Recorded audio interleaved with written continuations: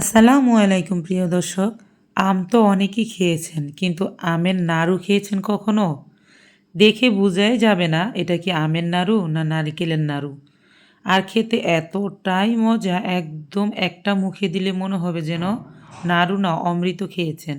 এত সুস্বাদু একটি রেসিপি দেখার জন্য ফুল ভিডিওটি স্কিপ না করে সাথেই থাকুন। এই তো দেখতে পাচ্ছেন কতগুলো আম আমি নিয়েছি।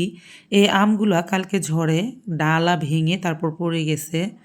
তো এখানে কিন্তু অনেকগুলো আমই আছে, আমি আরও কিছু রেখে দিয়েছি। তো সেই আমগুলার কিন্তু এখন আমি খোসা ছাড়িয়ে ভালোভাবে ধুয়ে নিয়েছি। তো দেখলাম আমগুলাতে অনেকগুলাতে রং চলে আসছে।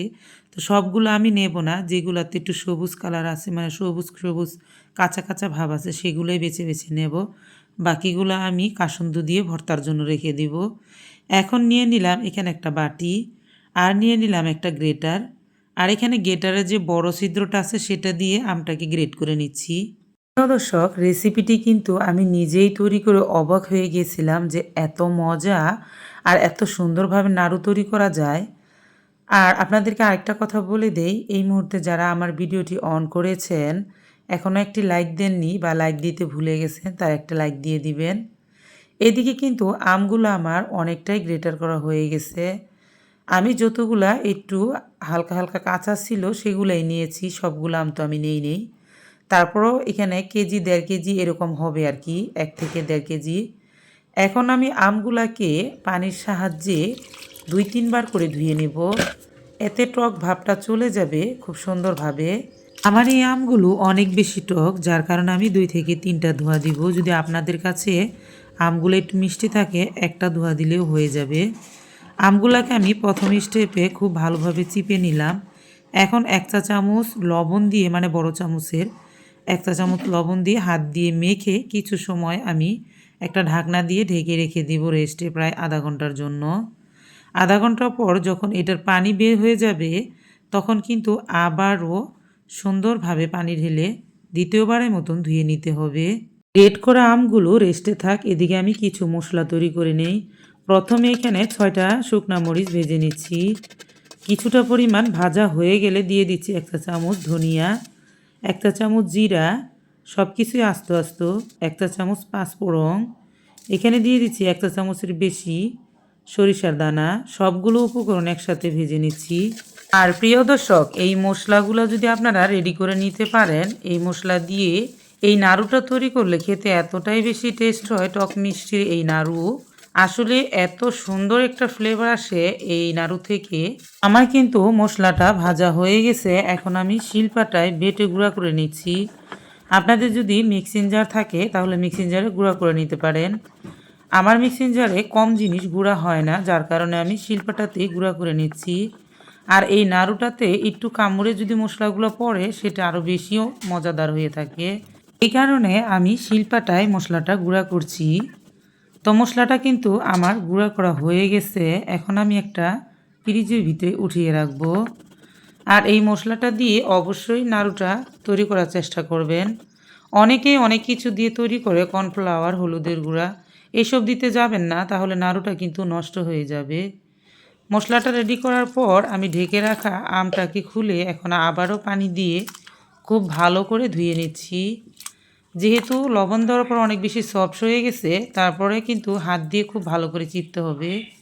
যদি হাতের সাহায্যে পুরো পানিটা না যায়, তাহলে অবশ্যই সুতি কাপড় দিয়ে চিপে নেবেন। এখানে আমি চিপে নেওয়ার পর ১ চা চামচ দিয়ে দিলাম বিট লবণ, আর গুঁড়া করা মশলাকে দিয়ে এখানে দিয়ে দিলাম আমি ৪০০ গ্রাম চিনি। এই কয়টা উপকরণে কিন্তু নাড়ুটা একদম সুন্দরভাবে তৈরি করা যাবে। এখন একটা খুন্তির সাহায্যে যতক্ষণ পর্যন্ত চিনি গলে পানি না বের হয়ে আসতেছে, ততক্ষণ পর্যন্ত আমি নাড়াচাড়া করব। নাড়াচাড়া করতে করতে এদিকে কিন্তু চিনির পানিটা বের হয়ে গেছে, মানে সম্পূর্ণ চিনিটা কিন্তু গলে গেছে। এখন আমি একটা কড়াই গরম করে তার ভিতরে জাল করে নিব। এখানে কিন্তু খেয়াল রাখতে হবে, কিছুতেই তেল দেওয়া যাবে না, কোনো রকম তেলই কিন্তু এখানে দেওয়া যাবে না। এখন কিন্তু আস্তে আস্তে বলক চলে আসতেছে। যখনই বলক চলে আসবে, এটাকে খুব ভালো করে পানিটাকে শুকিয়ে একদম ভাজা ভাজা করে নিতে হবে। কোনো রকম পানি কিন্তু নাড়ুর ভিতরে রাখা যাবে না। আমি প্রায় 10 থেকে 12 মিনিট শুকিয়ে নিলাম। কারণ এটাতে অবশিষ্ট কোনো পানিই ছিল না। 10 থেকে 12 মিনিটের বেশি লাগার কোনো কারণই আসে না। মাত্র 10 থেকে 12 মিনিটের ভিতরে কিন্তু আমটা শুকিয়ে একদম পারফেক্টভাবে ভাজা হয়ে যাবে। আমি যেইভাবে তৈরি করে নিচ্ছি আপনারাও ঠিক এভাবেই তৈরি করে নেবেন। এভাবে তৈরি করে নিতে পারলে যেমন সুন্দর থাকবে কালার, খেতে হবে খুবই সুস্বাদু। কালার করার জন্য কোনো কিছুই কিন্তু এখানে ব্যবহার করতে হবে না। আপনারা দেখেই হয়তো বুঝতে পারতেছেন আমার আমের এই নাড়ুটা কতটা পারফেক্ট হবে। হুবহু নারিকেলের নাড়ুর মতনই কিন্তু দেখতে লাগবে। আবারও আপনাদেরকে মনে করিয়ে দিই, যারা এখনও আমার ভিডিওটি কন্টিনিউ করছেন কিন্তু একটি লাইক দিতে ভুলে গেছেন, তারা অবশ্যই একটি লাইক দিয়ে দিবেন। এদিকে নাড়তে নাড়তে কিন্তু আমটা পড়াই শুকিয়ে আসতেছে।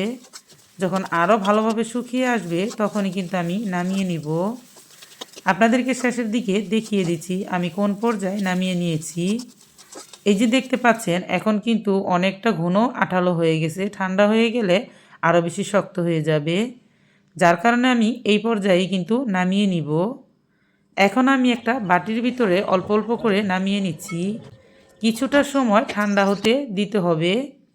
তারপর হাতে একটু তেল লাগিয়ে, একটা চামিচের ভিতরেও একটু তেল লাগিয়ে তারপর অল্প অল্প করে নিয়ে এভাবে কিন্তু হাতের ভিতরে গোল শেপ করে নাড়ুটাকে তৈরি করবেন। একটুও কিন্তু কষ্ট হবে না আর একটুও কিন্তু ঝামেলাও হবে না। দেখতেই পাচ্ছেন একটু গরম থাকা অবস্থায় কিন্তু এই নাড়ুটা তৈরি করতে হবে। যদি পুরোপুরি ঠান্ডা হয়ে যায় তখন কিন্তু সুন্দরভাবে শেপটা আসবে না, শক্ত হয়ে যাবে। আর এই নাড়ুটা কিন্তু ছোটোবেলায় যে আমরা হজমুলার খেয়ে থাকতাম সেই রকম গ্যারানটা নিয়ে আসে। খেতে অনেকটা বেশি টেস্ট লাগে, একটু একটু করে মুখে দিলে মনে হয় আরও বেশি খেতে থাকি। পারফেক্টভাবে কিন্তু নাড়ুটা আমার একেবারেই তৈরি করা হয়ে গেছে। যদি আপনাদের কাছে ভালো লাগে আজকের এই নাড়ুর রেসিপিটা, তাহলে অবশ্যই ট্রাই করার জন্য অনুরোধ করব। একবার খেয়ে অবশ্যই আমাকে ইউটিউবে কমেন্ট বক্সে কমেন্ট করে জানাবেন নাড়ুটা খেতে কতটা বেশি অসাধারণ ছিল।